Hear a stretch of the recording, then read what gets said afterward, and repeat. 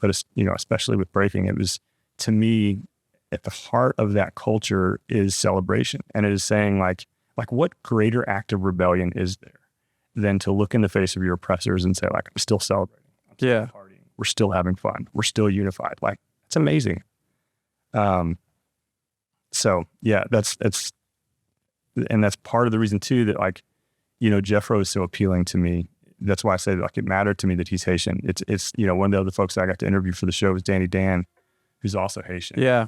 Yeah. I'm already qualified for the Olympics, and like first one too. Yeah. And like that's amazing to me. I want to see two Haitians.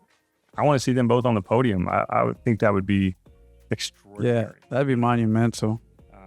To see people who represent not only the culture as it is, not only the culture as we know it in America, but this deeper thing, this like being, coming from a place that is so misunderstood and that is in fact so poor, Yeah.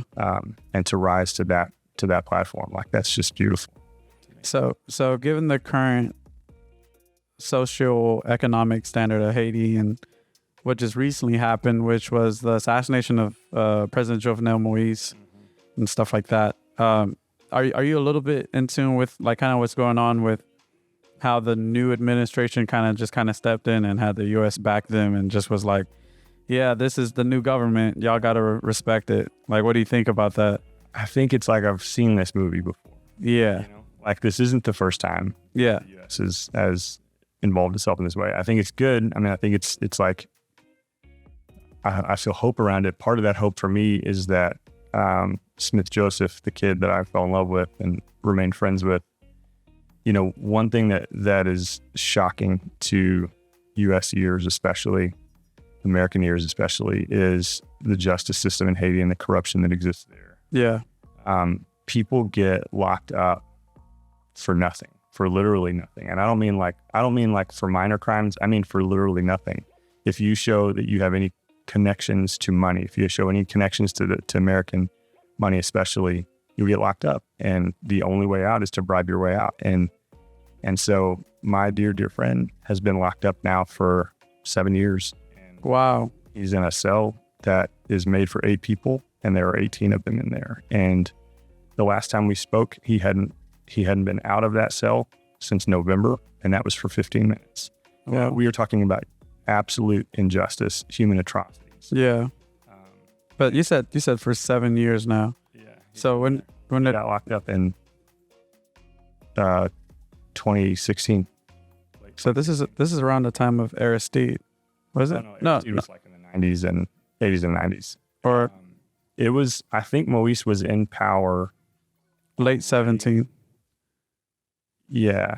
Because they had this weird thing that happened with the election. And I think it was one of the first like fair election that they had.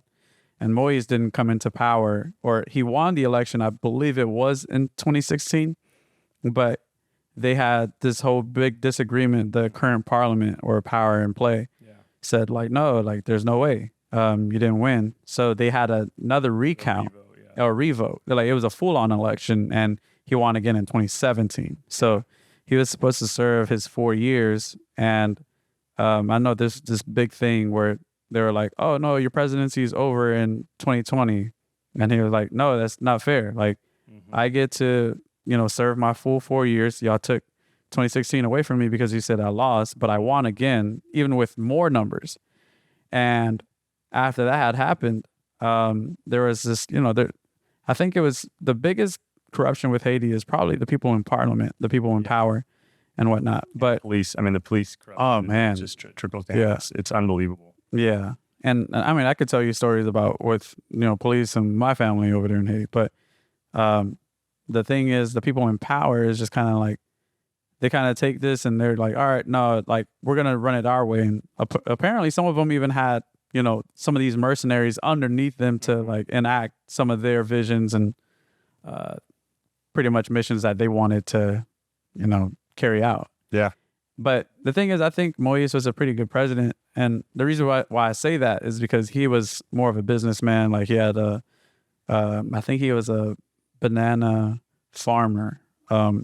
before he came into power. So he was already doing okay for himself, but wanted like, better electricity, infrastructure, street roads. And he bought a lot of this stuff and started these projects before his assassination. And now with this new administration that came in, you have some of the people who had monopolies over the electrical infrastructures, meaning selling generators. Yeah. They saw that it was more profitable to do that rather than, building a dam that could power the full city or something like that. And they ended up destroying all the stuff that he made. And then they went back to saying, all right, we're going to sell our generators and, just it's a whole line of corruption. But then this new administration came in and they didn't even get voted in. They were just like, well, I'm taking power. And the U.S. just kind of just said like, all right, let's back you. That I think there's something very wrong with that. Yeah. The hopefulness that I feel for me because of the sort of personal nature of it is just that like that the justice system will get, if you can get the gangs, because gangs are running like rampant in Port-au-Prince. Yeah. And making it impossible so like a lot of like for Smith, I mean, they've come out and told him that he wasn't charged with anything. He's never seen a judge. He's never, been actually charged with anything. He's just locked up. And they've done all of the paperwork. It's like one signature away from releasing him, but they've been one signature away for months at this point. I mean, since like February. And so, but part of that is because like the judges can't go to work because the streets are not safe. Yeah. So, like, my hope is just that if we can at least get like some order established, I say if they can get some order established to where things can, the machine can start working at some level, then at least my friend can get out of prison, which would be amazing. So. No, I agree, man. No, I mean, you really been, it's cool to see that, you're taking your time with it and, you've kind of been with you. I mean, you've been fully immersed in what's going on in Haiti more than most Haitian, like people who've even been born here and, don't even get the opportunity to go back. But it's really cool to see that you're really involved in that way. Yeah, it's a beautiful place, and people are not deserving of the circumstances that they've been given.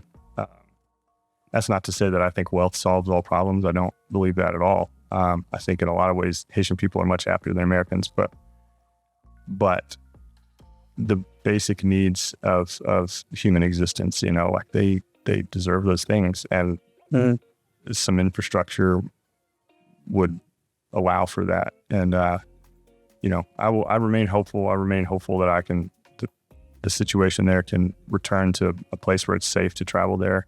It's a beautiful place that like should have phenomenal tourism. Yeah, scene, and it has at different times with Royal Caribbean, especially. Is bringing cruise ships in all the time, but I just I stay hopeful for Haiti. So lastly, kind of what's your preference on Haitian food? Oh my God. How do you feel about Haitian food? I love Haitian food. Almost all Haitian food. There's only a couple of dishes that I really, really hate. Do you ever eat chin chin? Chin Chin mai moulin is another thing. Oh, mai moulin? Okay, yeah. I've had mai moulin. I hate it. It's not my favorite, I'll tell you that. It's awful. Yeah, my mom will tell you. What it was is when I was in the orphanage, they see this, like, I was very skinny at the time. I also got very sick when I was there, so I lost a lot of weight. I was tall and skinny. And so the lady that would cook for the kids would always end up sending food over to me as well, even though I had food at the house. And so that chin chin, she would send me a bowl of it, like a massive bowl of it. Wow. They wanted to see it cleaned out. They wanted to put weight on me. And I was just like, stuff is disgusting. They do it all the time. I love, the fried plantain there is a favorite. Creole chicken's a favorite. The fried chicken in Haiti is amazing. Haitian spaghetti is amazing. Yes. So different from Italian spaghetti. I love it. Yeah. The jonjon? Remind me what that is. The black rice? Yes. Yeah. Sometimes they mix like some shrimp and stuff like that in it. I never did seafood in Haiti. I had fish once or twice and I did not like it. We lived 2 blocks from the ocean and like I saw the water that fish was coming out of. I just couldn't get that out of my head. Yeah, no, I mean, I get that. But di jonjon is more like, it's rice, but you probably put like I don't know. They'll sometimes put like I don't know what that green bean is. It's like you cook it with green beans and whatnot. Haitian green beans are unbelievable. Yeah, that is a favorite. Pineapple in Haiti is amazing. We talked yesterday about sauce, which is like a bean sauce. Yeah. They make it a few different ways. Sauce is amazing. On white rice. Yeah. Oh man, you know the dishes. Oh yeah. What about so much. What about bouillon? It's like a soup. Yeah. We would do pumpkin soup. Okay. So yeah, jumun. And I love pumpkin soup to this day. Wow. Okay. I actually found someplace in the U.S. that we did pumpkin soup, and I couldn't believe that they had it, and it tasted very Haitian. We talked about pickles. Pickles is sort of a side, it's like a cabbagey condiment, like really spicy. I would eat fried plantain and pickles with every meal if I could. That's how you're supposed to do it, along with grilled. So it's like grilled pork and yeah. yeah. There was a hotel we used to go to that I would get that. It was really good. I also, for breakfast, they would do plantain that was like boiled in Creole sauce. Mm-hmm. And it looked disgusting. It's like this banana floating in oil, basically. But it's just unbelievable. It was so good. That was always a favorite. And then Haitians, man, like they've got it figured out. There were meals where they would just bring you like this big piece of like bakery white bread and a glass of. It's hot chocolate. It's not hot chocolate. I know what you're talking about. It's not like hot chocolate, like, it's raw. It's just chocolate that is hot, and it was unbelievable. That was always such a treat. But wow, man. Yeah. Man, that's so dope. Yeah. I was dropping hints immediately of like, please tell your parents to have me over for dinner because I really need some Haitian food in my life. He is yet to deliver. No, yeah, I mean, hey man, we'll have to set you up with a plate. I know the Haitian community here pretty good. But yeah, man, hey Luke, appreciate you coming through.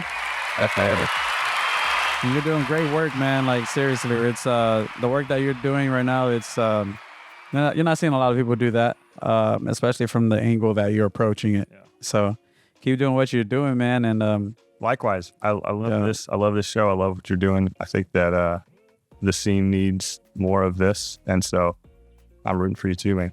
Hey, man, appreciate it. Well, y'all heard it here on the Hot Pot. Like, subscribe, and make sure you comment in the section below.